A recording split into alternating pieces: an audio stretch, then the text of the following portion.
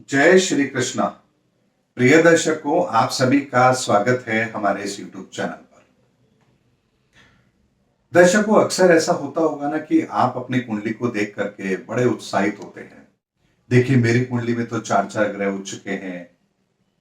और कई बार होता है, बहुत लोग ऐसे निराश भी हो जाते हैं कि देखिए, हमारी कुंडली में तो दो ग्रह नीच के हैं, केंद्र में कोई नहीं है, सारे 6 8 12 में पड़े हैं। आखिर क्या केवल लग्न चार्ट ही सब कुछ होता है? अगर लग्न चार्ट ही सब कुछ है तो मैं आपको एक उदाहरण देता हूं। आप आज की डेट का, यानी जो भी आप आज जिस समय भी आप इस वीडियो को देख रहे हैं, उसी समय की एक कुंडली बनाइए।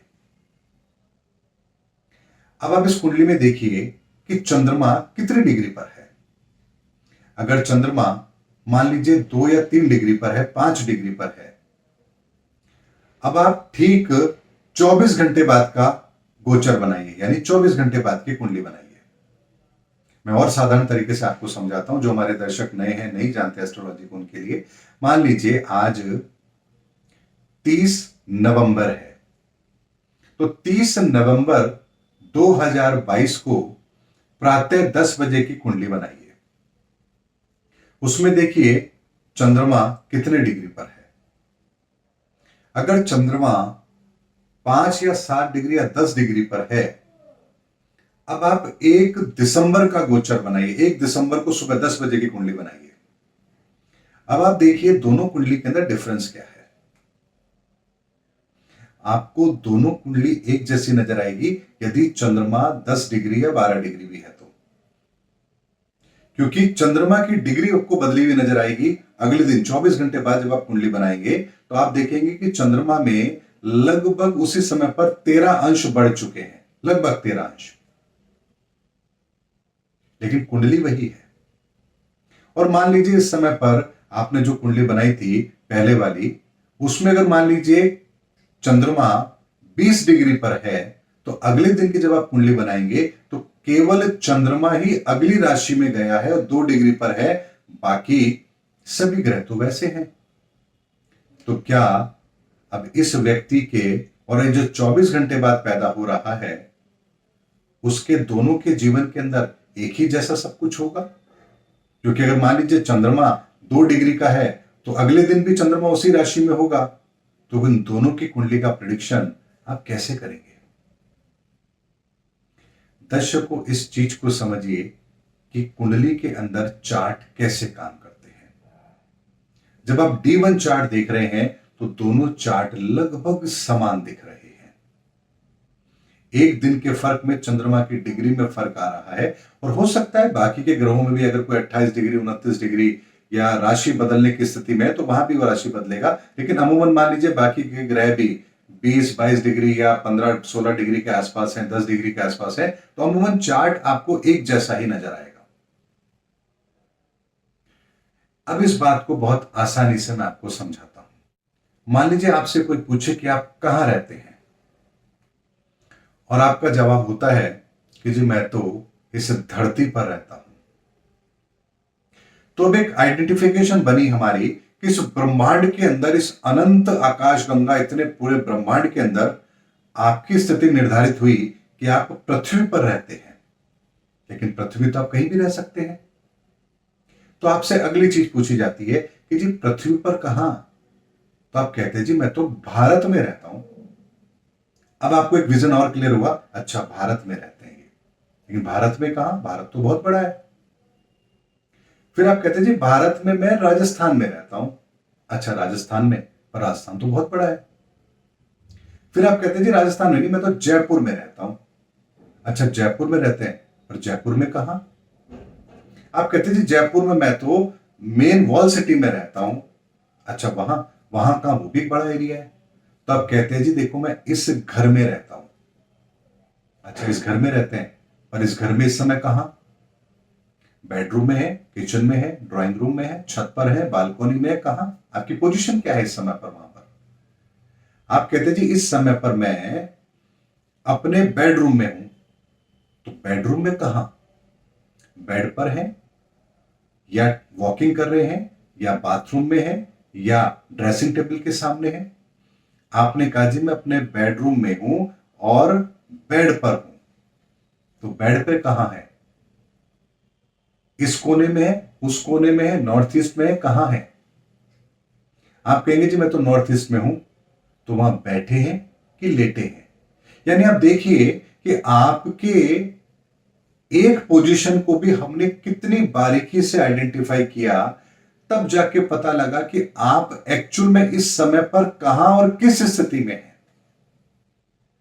इसी तरह से बेशक आपको जो दो कुंडलियां नजर आ रही हैं, सेम नजर आ रही हैं, लेकिन हकीकत में वो एक जैसी नहीं है। इसके भी जो डिविजनल चार्ट होते हैं उनमें जाकर के स्थिति देखी जाती है। जैसे आपने कहा जी ये तो कुंडली एक जैसी है, लेकिन इन दोनों कुंडली में इनको संतान का सुख कैसा मिलेगा? तो आप D7 चार्ट में जाएंगे। आपको लगा जी इनका वैवाहिक जीवन कैसा होगा, तो आप D9 चार्ट को देखेंगे। आपको लगता है कि जी इनका व्यापार काम धंधा कैसा होगा, तो आप D10 को देखेंगे। अब उसके अंदर भी आप क्या देखेंगे कि इनको महादशा कौन सी चल रही है, महादशा में अंतर कौन सा चल रहा है, किस नक्षत्र में पैदा हुआ है, प्रत्यंतर कौन सा मिलेगा, इन्हें भोग काल कौन सा मिल रहा है, इनका लग्न कौन सा है। ये एक एक चीज जब आप बारीकी से नीचे उतरते चले जाएंगे तो लास्ट स्टेज पर जाकर आपको पॉइंट मिलता है जहां पर आपको पता लगता है कि इसकी स्थिति ये है। इसीलिए कुंडली के अंदर भी बहुत सारे डिविजनल चार्ट हैं और वो कैसे काम करते हैं इसको मैंने आपको उदाहरण से बताया। अब यदि आप ये कहें कि जी आप इस समय पर अपने पलंग पर इस कोने में बैठे हुए हैं और किताब पढ़ रहे हैं, तो आप बताइए आपकी पोजीशन में कहीं कोई लेश मात्र भी फर्क आएगा? नहीं आएगा, क्योंकि एग्जैक्ट पोजीशन मुझे पता है।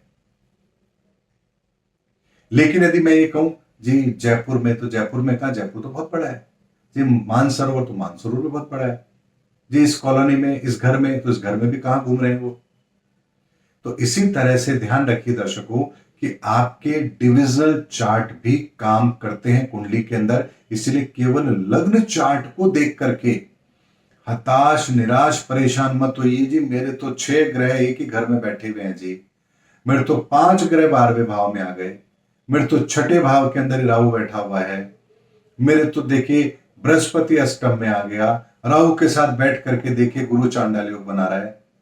बाकी डिविजनल चार्ट भी देखिए, महादशाएं भी देखिए, अंतरदशाएं भी देखिए, प्रत्यंतर भी देखिए, सर्वाष्टक वर्ग भी देखिए, शनि के 7.5 गोचर, हर चीज पर गौर करिए। फिर ये कंक्लूजन निकालिए कि आपकी जिंदगी के अंदर किस ग्रह की कितनी भूमिका है, कब है, किस तरह से है, क्या फल देगा, देगा भी या नहीं देगा, और उसके आधार पर अपने जीवन की दिनचर्या को तय कीजिए कि आपको क्या करना चाहिए। अगर ये चीज आप समझ गए तो आप कुंडली को बहुत ही बेहतर तरीके से समझने लग जाएंगे। और यदि कुंडली के चार्ट को आप समझ गए, कुंडली का चार्ट मतलब आपकी जिंदगी की धड़कन, धड़कन को समझ गए तो हृदय की गति अगर आपको पता है तो आपको पता है कि इंसान भला चंगा है कि ये बीमार है। इसी तरह से कुंडली के चार्ट जो होते हैं, बाकी के डिविजनल चार्ट, वो उसकी धड़कन होते हैं। आप अगर उन सबको आइडेंटिफाई कर पा रहे हैं और सारी चीजों को अगर आप एनालिसिस कर रहे हैं, उसके बाद जब आप कोई प्रिडिक्शन देंगे या प्रिडिक्शन निकालेंगे तो वो बिल्कुल सटीक होगी। उसमें कोई ये लेश मात्र नहीं होगा कि जैसा होगा कि नहीं होगा। अब इसके अलावा मैं एक बात और बताता हूं, वो बतानी जरूरी है।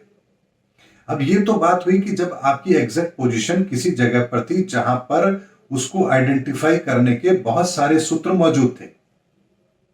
लेकिन अगर मान लीजिए आप किसी खेत में खड़े हैं, तब आपकी आइडेंटिफिकेशन कैसे तय होगी? तब केवल और केवल यही पता लगेगा कि आप इतने लॉन्गिट्यूड और लैटिट्यूड पर खड़े हैं, क्योंकि आपके आसपास ऐसी कोई चीज नहीं है जिससे आपका कनेक्शन तय किया जा सकता हो।